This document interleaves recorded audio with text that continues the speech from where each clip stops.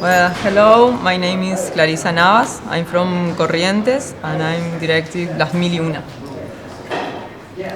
Hi, I'm Mauricio Vila. I'm actor from Las Mil y Una. I'm Hi, I'm Luis Molina and I play Ale in Las Mil y Una. Hi to everyone, I am Ana Carolina Garcia. I'm Renata in Las Mil y Una, One in a Thousand. I'm from Corrientes too.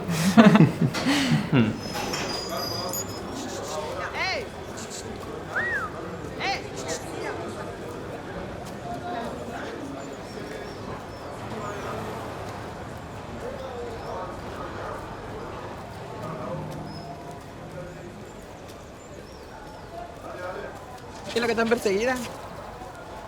Hey, me asustaste todo. ¿Qué para lo que no da bola? ¿Vos en qué andás? ¿Vos en qué andás? Que no apareciste una vez el barrio. Nada, me fui a vivir a otro lugar.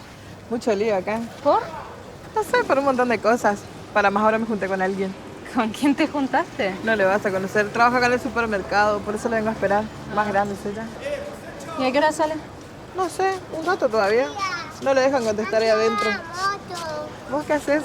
¿Querés tomar una gaseosa mientras? Dale. Ahora te cuento. ¿No? Bueno, guardale. Hi, welcome to the Teddy Award. I'm Zsombor Bobák, and we are discussing the movie One in a Thousand with the production team. Hi, welcome to the Teddy Award. It's very lovely to have you all here. So let's start with discussing that the film has a very distinct documentary-like style, and I was wondering, why did you choose this visual approach to tell this story?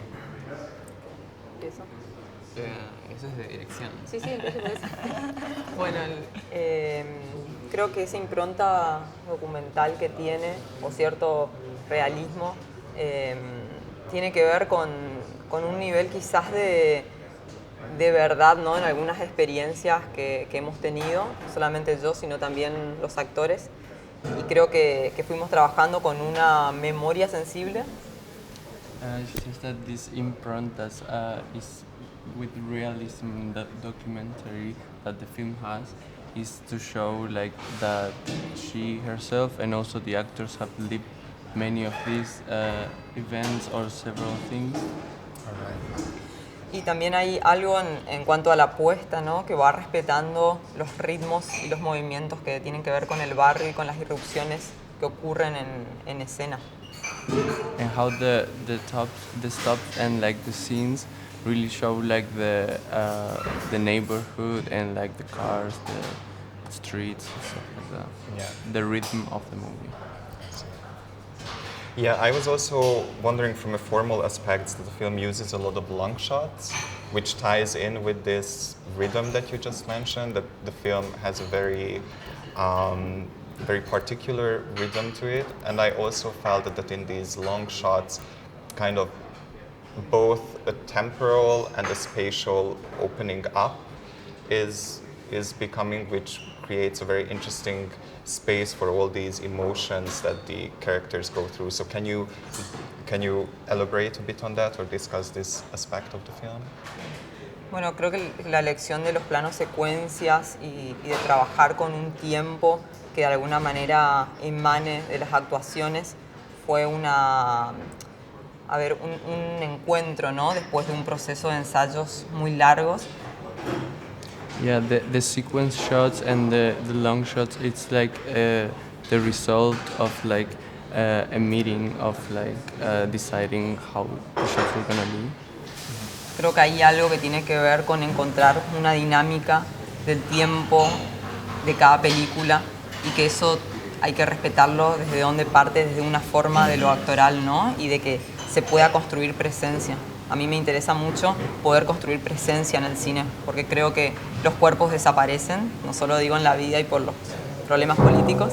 Yeah, there's something about the speed of the movie that it's very important to her, and that it's very important to decide that on a movie, because it not only shows the bodies, but also like political things. Y es tanto en la contemporaneidad el exilio del tiempo. El exilio del tiempo y de alguna manera la expropiación del tiempo que hay, ¿no? De los cuerpos a través de los dispositivos y demás, que no podemos construir presencia por lo general. Entonces la película intenta construir presencia. The movie tries to build presence with this, because there's something about expropriating of the bodies that cannot be shown. So these long shots try to build this presence that is not there. ¿Puedes hacer las oraciones más cortas? Dale. Cool. All right. Then let's talk a bit about these characters, because I think that's one of the most crucial part of the film, that there are all these very relatable characters, and they all have a very interesting relationship with each other. Let's talk first about the brothers and your relationship with Iris in the movie, because it's. I felt like that the film is, in a way, it's about first love, but it's also about friendship and community. So how was it for you to dive into these characters and to kind of get a taste of this community that the film portrays? Well, it was amazing, actually. First of all, when Clarisa told us that we were going to make like this little family, I knew that we had to make it like in real life. So it was amazing because all of that time that we were rehearsing, it wasn't only like the lines and the scenes. It was about making a real friendship between us. And I think that's why then it was so joyful to do it. And then, I don't know, being related with each other, I think nowadays it's like a very big problem. Because we are like so used to this consuming of everything. Right. So making real friends and friendships is something that when you get involved, indeed, it's like another experience. Yeah. And I think that's making cinema. Right. Yeah, from the beginning and in the rehearsals we like bonded with each other, and we got to meet each other, and it was a really nice experience to have these rehearsals. And after the rehearsals we like, I don't know, went to like meet each other and talk, and that we, in all the process we got to be really friends. So and today we still hang up and we still see each other. Yeah. So I think that was something that helped the movie to like transmit that into the characters and the situations that. Certainly, yeah. I was also wondering that the film has a very interesting way of tackling violence, and how all these characters that are in the focus of this film, how they navigate and manage the violence around them and the violence inflicted upon them. So can you tell a bit about how did you approach the theme of violence in the movie? And then maybe you can also talk about how was it for you to go through that experience as actors in the film. Creo que hay algo que tiene que ver con la violencia, que es una realidad del contexto, que está todo el tiempo presente. There's something about violence that it's like so real and so present in the context. Pero que la película intenta no estetizar eso, no objetualizar la violencia. But the movie tries not to make it an aesthetic, the violence part of an aesthetic, and not to objectualize it. Yeah. Sino que trata de construir, ¿no?, una resistencia a través de los vínculos, construir afectos que de alguna manera se desplieguen. It tries to build a resistance through the relationships and the links between them that show a resistance. Yeah. Y que creen otras posibilidades frente a esa violencia. So that they build other possibilities in front of violence. Yeah. Well, I think that it was really personal, for example, for me, because I'm from Corrientes, and and I lived all my childhood and adolescence there, and I really know what it is to feel like little violences every day, and I think it's something we lived a lot, and like putting my body in this character, it was like about taking memories of things that I really lived and of people that I really met in my life. So it's something that it's really close to us and to our bodies. We have like little marks in ourselves that we put there. Yeah, I think we've all been through those kind of situations. We were really close to that, and that's what we have put into our characters. And there's a lot of things that are from us put into these characters. Like, for example, the letter that Ale reads is actually something that I personally wrote, and it's like something that I think about love and how I see this world. Okay, so in this way, it was also like a very collaborative process of kind of forming the narrative and certain elements of the narrative of this film. Yeah. Sí, creo que fue una construcción colectiva, si bien parte de una historia muy personal mía, de mis mejores amigos y con la persona que conocí en ese momento, que es el personaje de Renata. Yeah, even though it started with like a personal story of hers, it's really a collective work of like experiences. Yo quería trabajar con ellos justamente porque habían tenido una experiencia de vida muy similar o con muchas similitudes a los personajes que escribí. She wanted to work with them specifically because they have had a very similar life experience than the ones from the characters. Creo que hay algo también, una especie de sobrevivir, ¿no? Una especie de sobrevivencia, lo que muchas veces en nuestra adolescencia There's something about surviving that a lot of the time, the teenage years. pensábamos, ¿no? Nos queremos matar, o sea, no hay solución posible. La solución es la muerte. Digo, hay algo de eso muy fuerte en la adolescencia y en un contexto que oprime. Yeah, in an oppressive context like this, during the teenage years, there's something that a common thought that you think like I cannot take it anymore, or like I don't want to live anymore. Yeah. And yeah, it's important to show it. Yeah.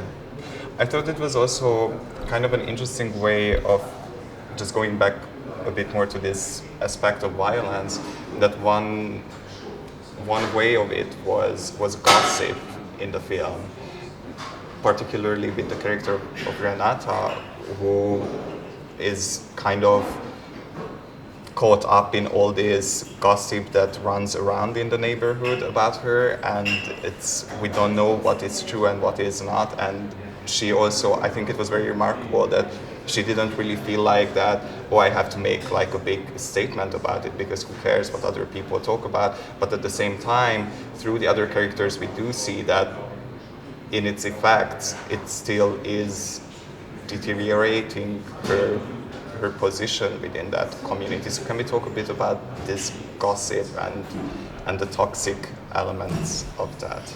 Yes, I think that gossip a lot of times acts like in an oppressive way with people. It's like, it's really important to tell that. It's like, I think that there's a lot of people that cannot exist about because of these words that people put on you. And it's something that happens to Renata. I think she leads the life she can, and in some way, besides she says like, well, I don't care about gossip, it's like gossip is modificating his life, her life. Absolutely. It's like, I really think that it's like a virus. You said that yesterday. That affects her and all the people. Yeah, definitely. Another topic in the film was this stigma of HIV, which was one of the main part of this gossip that runs around her. And I was wondering why you exactly picked this particular theme for this character.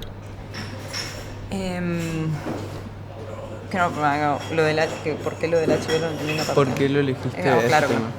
Creo que hay algo tiene que ver con un tema no resuelto del todo en Argentina y menos en Corrientes, en nuestra provincia. There's something about the subject that it's like not really solved, and in Argentina and specifically in Corrientes.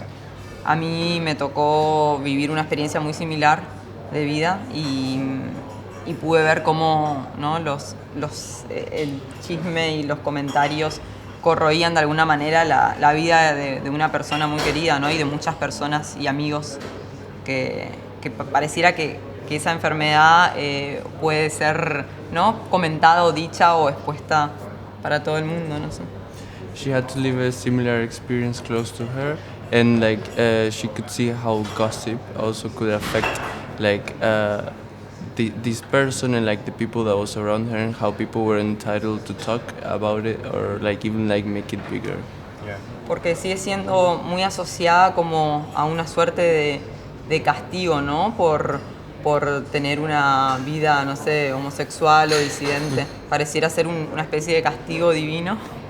Yeah, it's like it's taken like a punishment for living a specific type of life, like as being homosexual or as like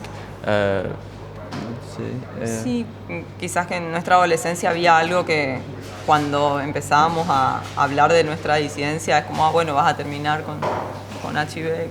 Yeah, like she feels herself like that when at the teenage years, if you are starting to be dissident to the society, then you feel like you kind of get the punishment. Right. Yeah. Get it? Yeah.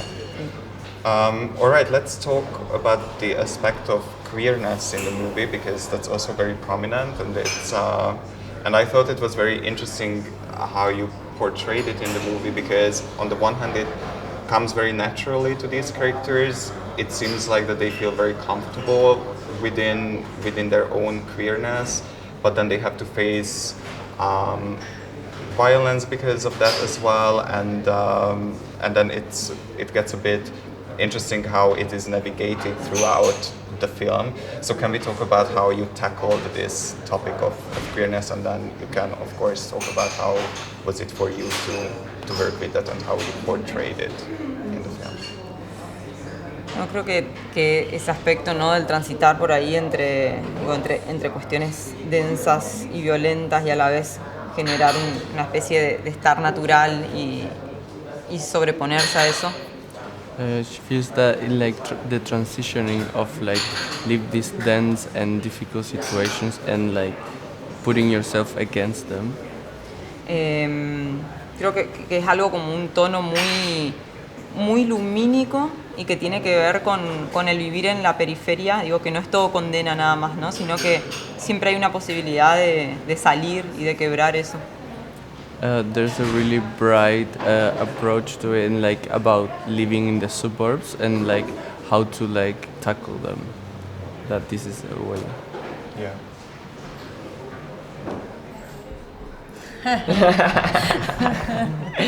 We are passing the words, okay? Sorry, when you said queerness, you're talking about... Yeah, how did you approach it when you had to perform it? And how was it just in general to work with this? Well, actually, first of all, we had to really be there. I think that was something that, for example, Ana and me, we are from Corrientes, but we live in Buenos Aires for a long time. So being there and being that time was like coming back to all of those memories. Yeah. So then it was just something about being with each other, and yeah, I feel that when you experience what it's to be like dissident and be queer and be gay, lesbian, and then you get some empathy that maybe when you're not an outsider, you don't really get it. So being with these characters was like experience that type of being. And then working with each other a lot, especially with Clarisa.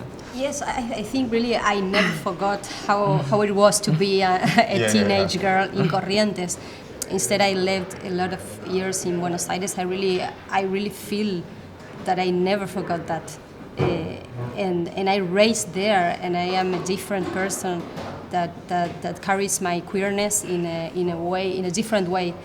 People of a big city carries on that. I don't know if I explain myself, but it's like I think that when you are raised in a big city with open minds, things are different. You raise yourself in a different way, and when you are raised when you are raised in a place like Corrientes, there's something in your body and in your mind and in your feelings that it's different. Yeah, your skin, especially. And in your way of walking, of talking with people, of showing love and tenderness, that it's different. It's like... Yeah, because even you experiment how different it's to being confident. Like, that's something that happens a lot in the movie, that the difference between being inside in the comfort of our homes with our friends and with our family, where we can be ourselves, and then when we had to be like in the exposition and with the other guys and the other boys especially, that you had to be like something and try to be like not to show everything, because then, well, they can there's like this thing of being queer in these neighborhoods. You have to, like, with the boys from the neighborhood, you have to like hide that queerness and that, I think, freedom that one carries being here, and you have to like hide it because we can be attacked, we can be bullied if we get feminine and rightful. And I think there was also like this kind of responsibility of us being queer and portraying these characters of like portraying them with a feeling of empowerment and showing like something that you can be queer and it's okay. It's not something that you have to like feel ashamed or something. Yeah, because we are still afraid, even though it's 2020 in Argentina. Still, our friends and ourselves are being punished and killed and disappearing. So it's something funny what happens, because everybody says, oh, now you have laws and you can marry yourself, so what are you talking about? Why are you still talking about this? But laws can change, but society, it's still very oppressive and it's very difficult, especially, imagine, in Buenos Aires it's difficult and it's the capital. Imagine in Corrientes, how many lives still are keeping like in secret, and I don't know, guys marrying girls because of their parents or because of their religions. It's very hard to still see how people can be themselves. So I think that's why it's so important that this movie is still like making the possibility to see this and to make something with it. Yeah, right. And I mean, in general, there is a rise in violence against queer communities and queer people globally nowadays. So I think, it's definitely very important that that there is this very strong empowering effect of the film. And actually, that would have been my next question about that. Yeah, the film is very empowering. It really opens up many possibilities for defining yourself as a young person. I mean, at some point in Ale's writing, for instance, it says that love is beyond sexuality or gender. When Iris is confronted that, there is this rumor running around that she's a lesbian, she doesn't really feel comfortable with that and she doesn't want to label herself as such, whereas she is coming to terms with her relationship and how that evolves with Renata, but she doesn't want to define herself anything. So was this a deliberate aim? Was this idea with you from the beginning? Did it arise while you were working on the project, or how did you implement this in the film? Yo creo que hay algo de las definiciones, ¿no? Y de las categorías, que creo que toda una nueva generación quizás no se define tanto de una manera, ¿no? There's something about the definition of themselves and like the categories that there's some generations that don't really feel comfortable defining themselves. Yeah. Creo que quizás sí hay una disidencia muy fuerte y un gran deseo desplegado en la película que está muy alejado de lo heteronormativo. There is a dissidency in the movie that is very far away from heteronormativity. Right. Indeed. Pero creo que la lucha y la resistencia quizás es por no sostener tanto una identidad, sino sostener una posibilidad de despliegue del deseo. The fight is not to maintain one possibility, but to fight for like the spreading of desire instead. De una manera libre, ¿no? In a free way, yeah. Yeah. All right. Well, thank you so much. I think, yeah, it was very remarkable how empowering this film was, and also how it shed a light on a community. So yeah, thank you so much for the interview as well. And in the name of the Tadio Award, we wish you all the best for the Berlinale and enjoy the festival. Thank you. Thank you very much. Thanks.